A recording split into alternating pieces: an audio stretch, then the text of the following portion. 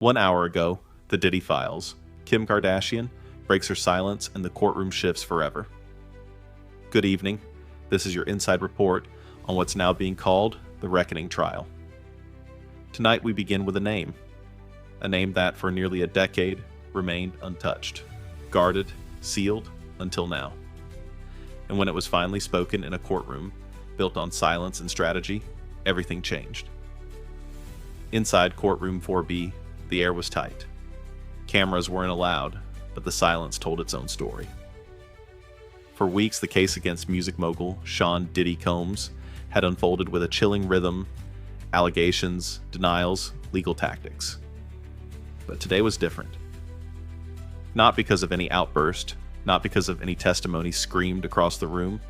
It was a whisper, a sealed file, a name unsealed. At precisely 9:02 a.m., the prosecution submitted a confidential document. The judge, without fanfare, opened it, and there it was Kim Kardashian. They didn't say it for effect. They didn't need to. The courtroom held its breath. Pens froze. One juror raised their eyebrows.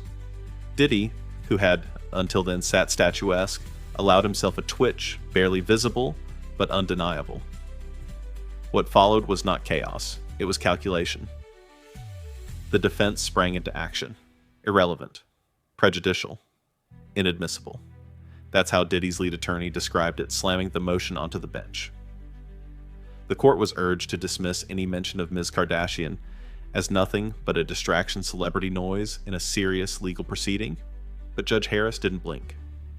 He examined the statement short-subdued, but sealed and signed. There was, according to the prosecution, a third-party witness, a backstage worker, an award show from 2016, a hallway, a VIP room, a woman leaving red-eyed whispering, "I shouldn't have gone in." It wasn't an accusation. It wasn't even an allegation. But it was something. And in a case already teetering on the edge of media frenzy and legal ambiguity, it was enough. By mid-morning, the gallery had shifted. What once was a trial about contracts and past conduct had taken on a different weight. Because if even Kim Kardashian, arguably the most media-savvy woman on earth, was silent for nearly 10 years, what did that say about the room she walked out of? Prosecutors weren't accusing, they were threading. Backstage, they said, wasn't just a location, it was a pattern. The photo came next, leaked perhaps deliberately, grainy but clear. Kim in the hallway, Diddy just behind her. No red carpet glitz, just a frozen moment. Her arms crossed, her head down, his posture leaning in. Her discomfort wasn't spoken, but it was visible. That image made it to every screen by noon, and with it, the whisper turned into narrative. One no longer centered solely on Diddy's previous accusers. One that now included someone who never filed a complaint, never posted a tweet, never sought attention. Until now. That's where today's report begins, where silence ends and strategy falters. Because if the prosecution's intention was to change the emotional temperature of the courtroom, it worked. Not through spectacle, but through presence. And as jurors returned from break the weight of Kim's unspoken words, was already shaping deliberations to come, but that was only the beginning. Welcome back to our continuing coverage of the Diddy files. Kim Kardashian breaks her silence and the courtroom shifts forever. If you're just joining us, what began this morning as a routine evidentiary hearing has now escalated into a cultural tremor reverberating beyond the courthouse walls. This afternoon, that tremor found a voice. At 1:11 p.m., the courtroom reconvened. The bench was quiet, but the buzz beyond it was deafening. Every journalist in the press pit had the same alert on their phones. A sealed document attributed to Kim Kardashian had been partially leaked. Just a few lines, but enough to shift perception permanently. I entered Mr. Combs's backstage suite alone. I was not informed who else would be present. After several minutes of conversation, I felt deeply uncomfortable and chose to leave. I have never spoken publicly about this moment, but I remember the feeling clearly. I knew I had to go. 5 sentences. No accusation. No names beyond her own. Just one word that hit harder than any allegation could: uncomfortable. Inside the courtroom, the reaction wasn't vocal. It was physical. Diddy's attorneys leaned in. Jurors stiffened. The judge narrowed his eyes, not out of anger, but attention. A leak of a sealed statement is a breach of protocol? Yes. But the damage. It was already done. Diddy arrived 15 minutes late. His suit, as always, was pressed. His walk deliberate. But gone was the defiant energy that had marked his previous entrances. In its place, fatigue. Not the kind caused by lack of sleep, but by erosion. The erosion of control. At 1:37 p.m., the prosecution called their next witness, the photographer. Unnamed until today. Nervous, clutching a folder that seemed to weigh more than evidence should. He testified under oath that he was working backstage at the 2016 Iconic Sound Awards the night in question. I was told not to take photos, he said quietly, but I'd already taken one. The image, now viral, was submitted into evidence. He continued. She looked shaken. I remember her saying, "I shouldn't have gone in." Then someone approached me, a man I didn't know. He told me, "You didn't see anything. You don't want to lose your job?" There was no gasp in the room, just silence. Heavy, thick silence. The defense objected. Hearsay? Irrelevant. But the judge allowed it. Because while the statement didn't prove misconduct, it proved a moment. And moments, when repeated, when witnessed, when felt, become patterns. The prosecution wasn't trying to accuse Diddy of harming Kim Kardashian. They were trying to show that people leave his rooms with more than what they came in with. And now, for the second time that day, Kim's words, though still not spoken aloud, had entered the courtroom. Her legal team remained quiet. No press conference. No rebuttal, just confirmation that the statement was authentic and signed under seal. Still, she had not appeared. Not in person. But the room had already begun to shape itself around her. At 2:29 p.m., the defense tried to recover. Trial by implication, they called it. Celebrity manipulation of public opinion. But their tone betrayed them. It was no longer strategic. It was reactive. The judge issued a warning to all parties. This court will not be used to litigate media, but neither will it ignore a documented moment simply because it is inconvenient. It was the kind of judicial language that says everything without saying too much. Outside, the media frenzy swelled. Hashtags surged. Commentators dissected her statement line by line. Uncomfortable trended worldwide. Not because it was dramatic, but because it was relatable. Inside, Diddy leaned forward at his table, his fingers interlaced tightly, his knuckles white. Because in a trial defined by control, who had it, who lost it this moment, marked a turning. Not a fall, not yet, but a shift. Because now the courtroom wasn't just listening to lawyers, it was listening to memory. And memory, once triggered, doesn't wait for permission to surface.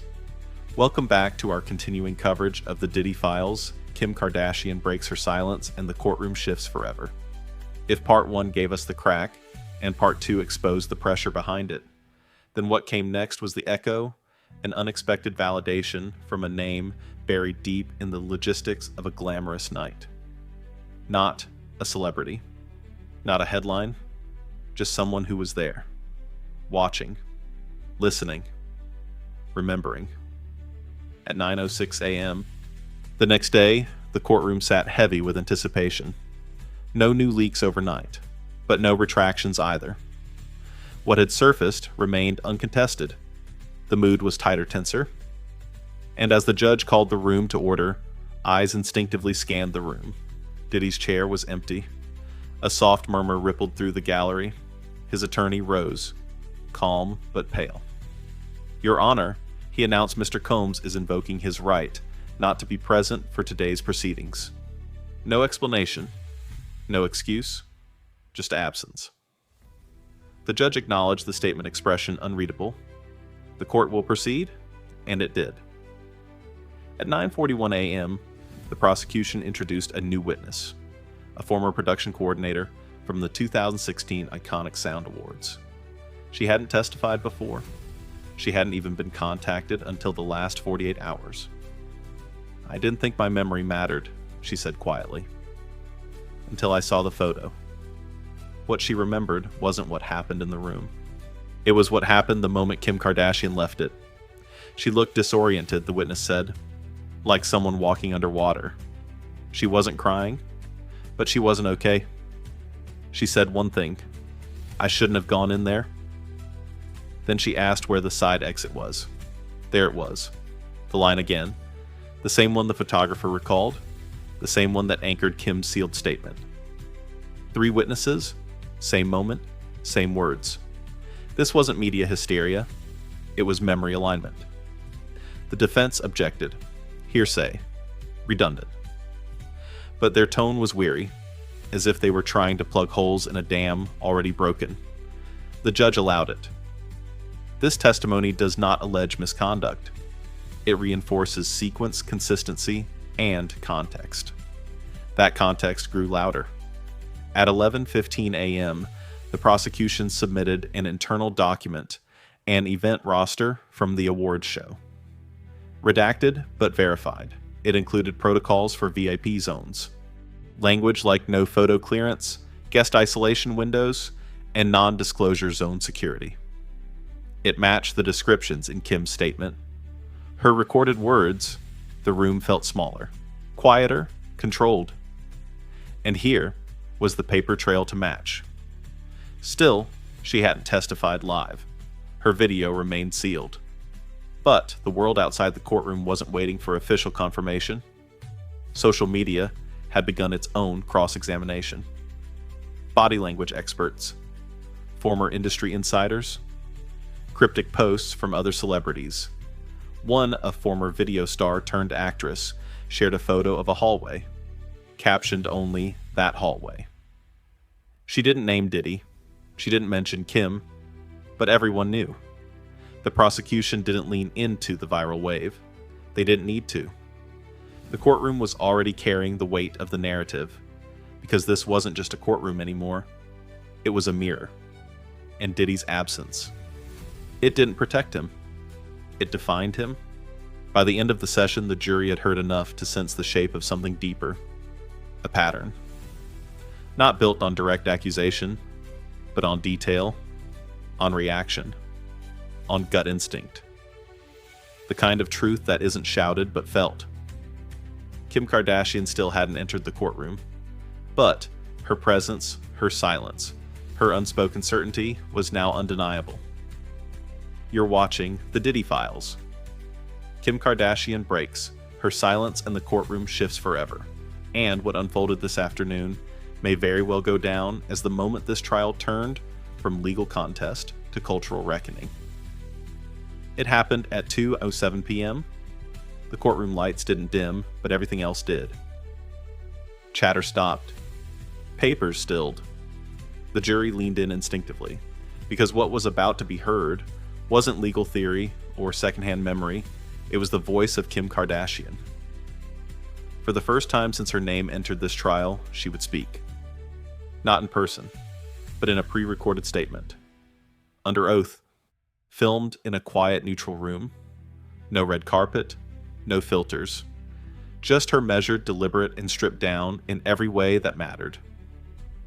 "I've thought about this night for a long time," she began, eyes steady.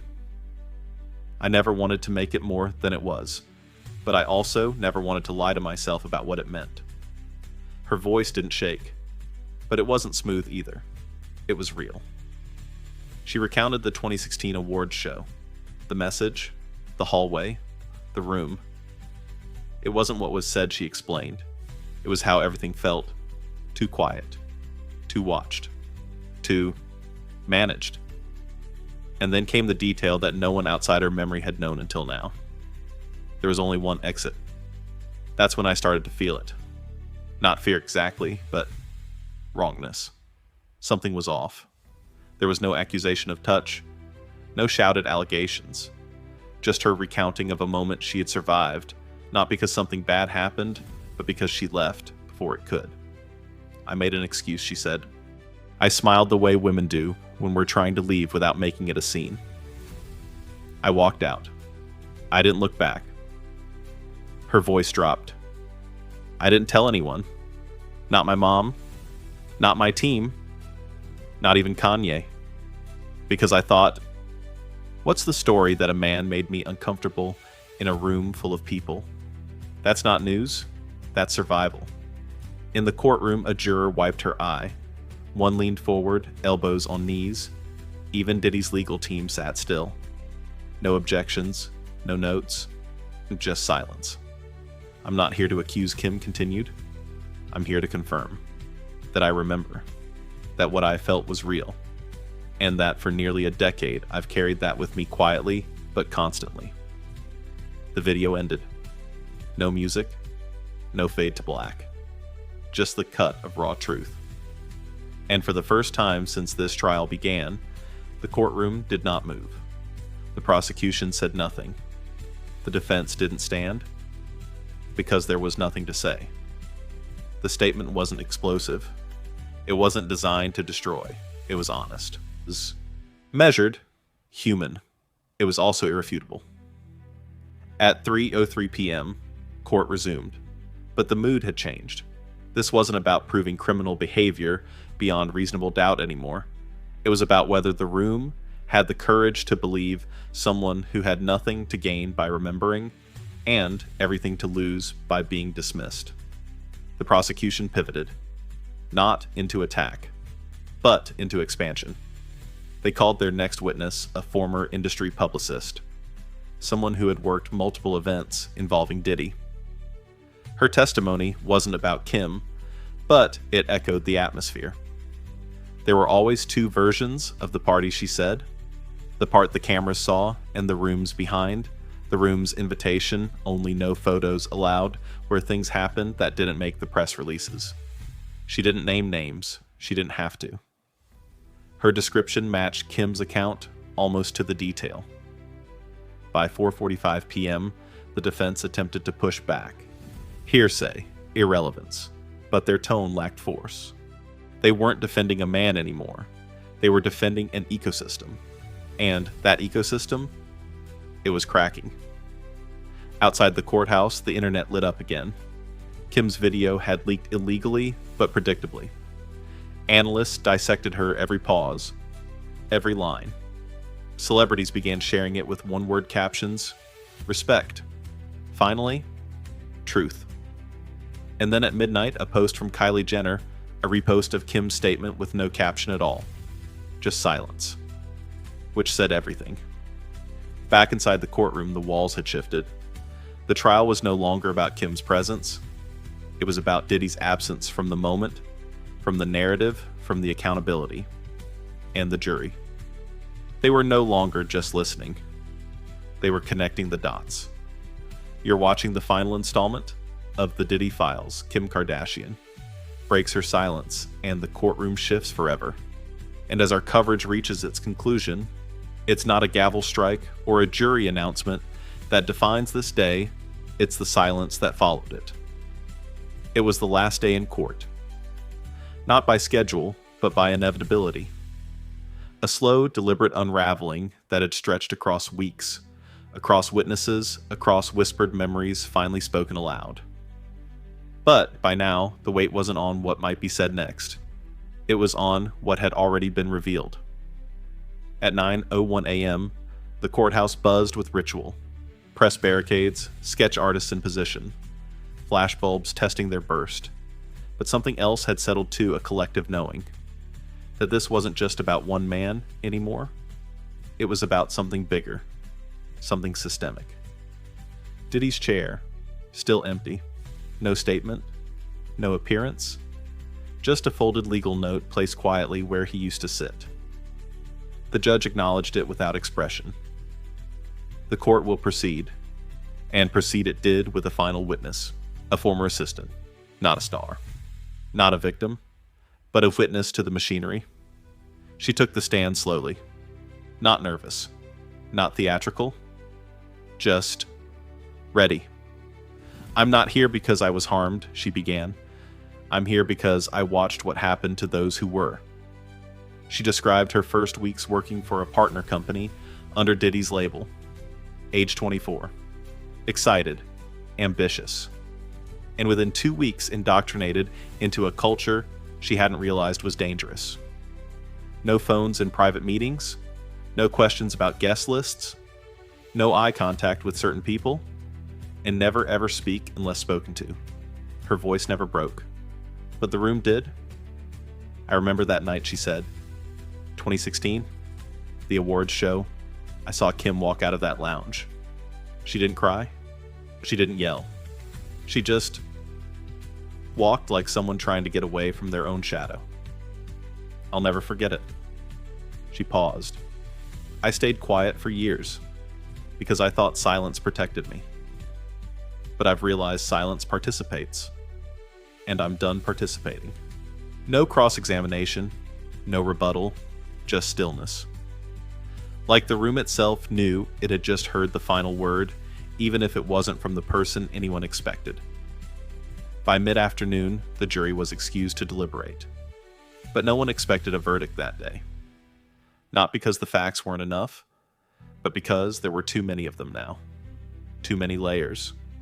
Too many truths converging. And while the jury deliberated, the courtroom processed. Kim's statement still echoed. The photograph still haunted. The matching testimonies still resonated.